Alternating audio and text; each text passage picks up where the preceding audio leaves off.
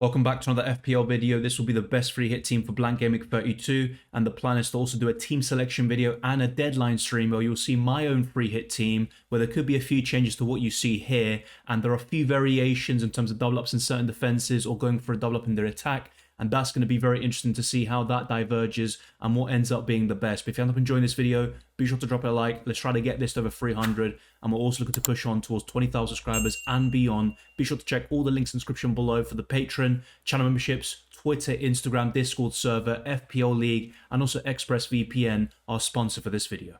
Today's video is proudly sponsored by ExpressVPN. I use this service every day to watch films and shows from other countries, so living in the United Kingdom, I cannot watch The Godfather on Netflix, but with ExpressVPN, at the click of a button, I can now watch one of the greatest films ever made. I've never experienced any delays, no buffering whatsoever when surfing the internet, and you can actually access thousands of new shows and films using ExpressVPN and connecting to different servers, countries, and regions. ExpressVPN allows you to roam the internet securely, it masks your IP address and doesn't allow anyone to track your data, so you can have the best time while surfing the internet. I highly recommend you check it out, ExpressVPN. Using my link, you can get 3 months for free, so be sure to check out the link in the description below.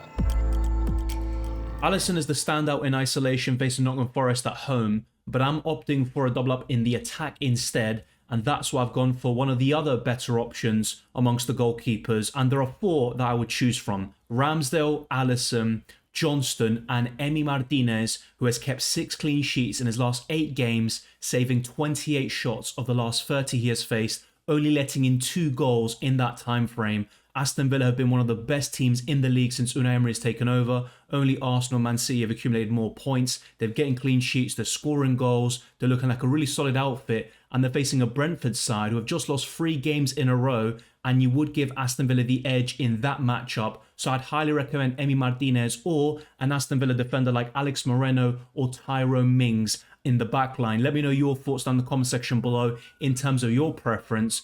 Sometimes you have to look at form. I know Brentford is still a tough game on paper, but I would back Aston Villa to get the victory and potentially keep a clean sheet in the process. If you're not happy enough with Emi Martinez or Aston Villa's prospects of keeping that clean sheet, then I highly recommend Johnston instead, unless you're actually quite confident and comfortable with going for a double up in Liverpool defensively.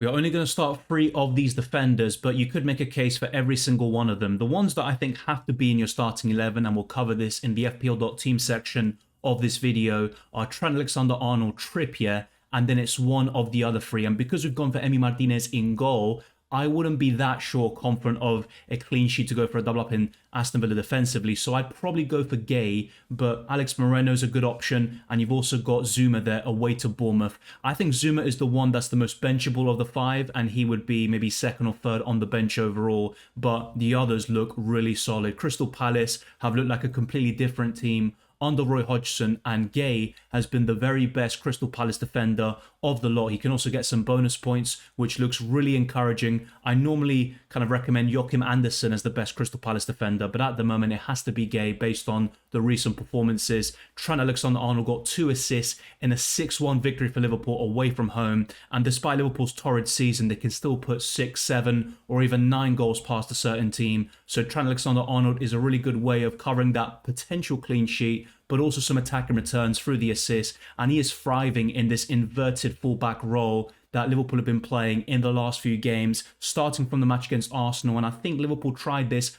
earlier in the season, but kind of had to abandon it for a little while. Trent is the very best Liverpool defender right now. I know Robertson's always appealing, but I would definitely go for Trent with the underlying numbers, this new inverted role, and his performance against Leeds, and also to a certain extent against Arsenal as well. Trippier has been the best FPL defender all season, but you don't need to go for him, and I'll be discussing some alternatives as well very soon in this video, and also in the team selection video, where I'm actually considering going without him in the starting 11. But if I had to back a certain team between Newcastle and Spurs in that matchup, I would give Newcastle the edge at St James's Park, and I think Trippier over Kane could be the play, despite the fact that Kane has also been fantastic in the Premier League this season. Alex Moreno, like I said, is probably my favourite Aston Villa defender. Tyrone Mings is a bit safer, but Moreno is probably better for attacking returns. And whilst he might not be as good for bonus points, I could see some coming along if Aston Villa can keep some clean sheets as well. But he'll be sitting on the bench in this case, since we have Martinez already in goal. You could also just go for Johnston instead of Martinez and then put Moreno in the starting 11. It's completely up to you.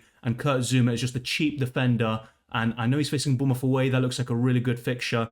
And if you're looking for another cheap defender that could potentially keep a clean sheet, you could consider a Fulham one, such as Ream against Leeds at home. But I think Leeds will score in that game, but they'll also happen to concede a bucket-load of goals as well, which also opens up the possibilities of going for a Leeds midfielder / attacker, which we'll get onto right now. Despite missing a crucial penalty against West Ham and Arsenal dropping off a little bit after going 2-0 up in the last 2 matches, I think Saka will produce a strong response against Southampton, and I'm backing Arsenal to score a few goals past them. And yes, they could concede a few goals in the process, and that could be frustrating once again. But I think they'll score plenty of goals, and they might even score the third and fourth, which is needed for the victory this time. And Martinelli has been one of the most informed FPL midfielders at the moment. I mean, just look at all the goals and assists he's producing. I think he's got 7 goals and 3 assists in his last 10 games, and he's only getting better.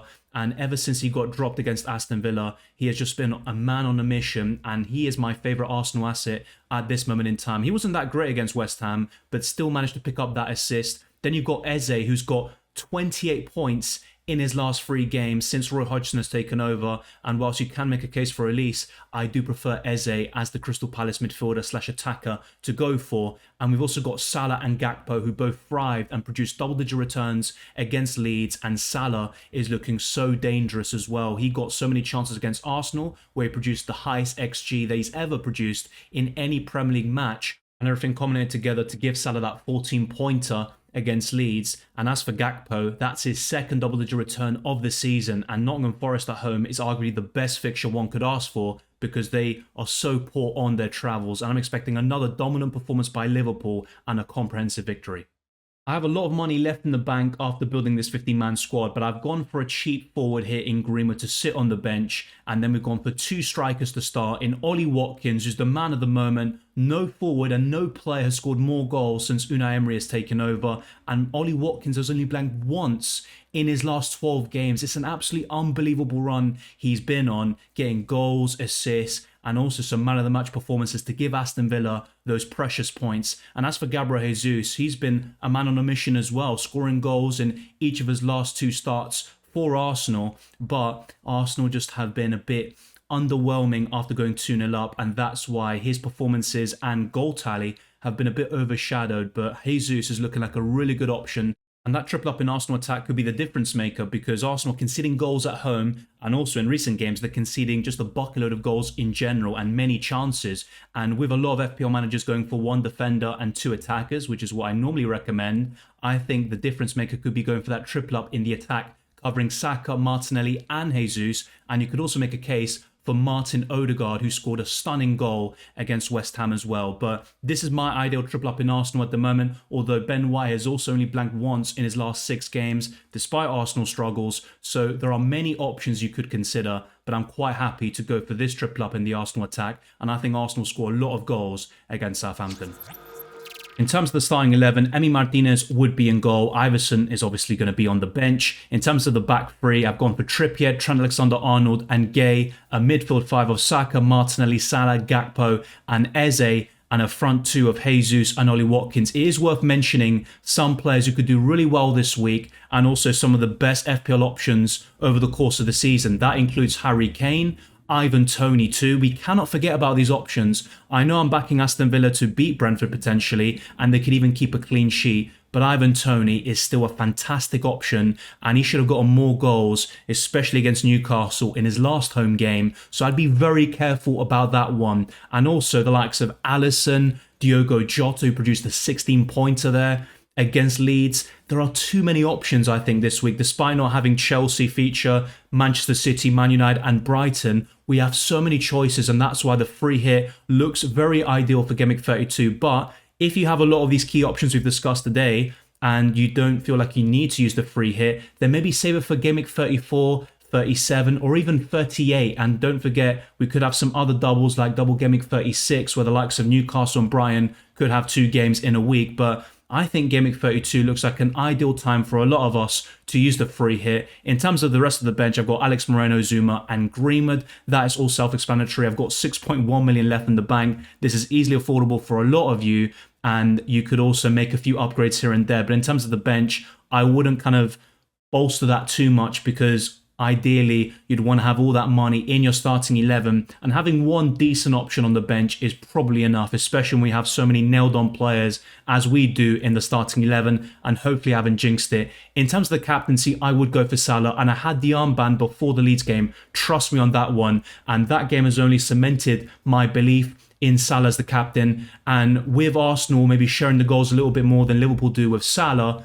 that's why I'm leaning more towards Salah at home to Nottingham Forest, which is still an easier fixture in my opinion than Southampton at home. And Arsenal have struggled against the Saints in recent years, both home and away. And whilst it tends to be away from home, I'd still be a bit wary, and I think Southampton could get a goal or two. Let me now show you some alternatives before wrapping up this video, and also be sure to check out my team selection video where I'll discuss another team which has a few changes to what you see on screen.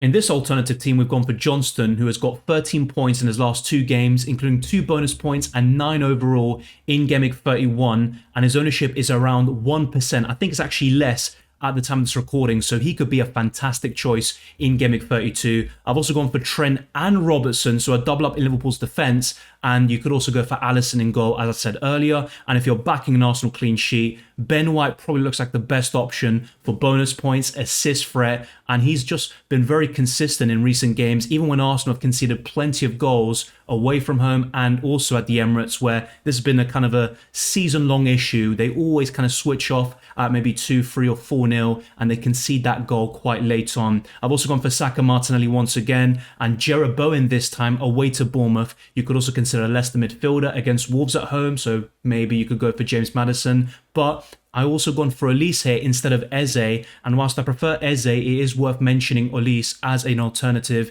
if you wish to go that way, but you certainly know my preference here, and Salah has to be in this Game Week 32 free hit team in my opinion. The same goes for at least one Arsenal attacker. Ideally you'd go for 2, and the front 2 would be Ollie Watkins and Harry Kane.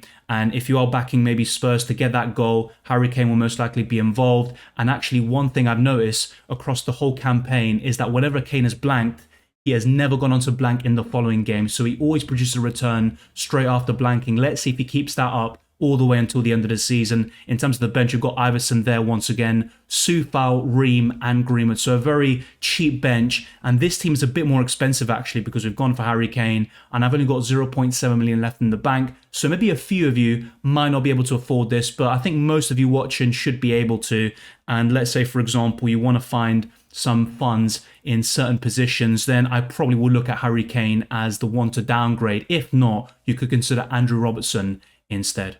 So that's it. We've covered the best options for Blank Gameweek 32, the best free hit team, and this is kind of some alternatives to consider as well. Let me know your thoughts down in the comment section below. Who are you going to be captaining? Like I said, my preference is with Salah, and that certainly hasn't changed after his stunning performance against Leeds United on Monday. And if you ended up enjoying this video, be sure to smash the like button and subscribe if you're new. Let's try to get this video to over 300 likes. Let's keep on pushing towards 20,000 subscribers and beyond. You can follow me on Twitter and Instagram, DylanRCM, and check the links in the description below for the Patreon, channel memberships, Discord server, FPL League, and also ExpressVPN, where you can get 3 months for free by using my link in the description below. I wish you all the best luck for Blank Gameweek 32 and the rest of the season, and I'll see you next time.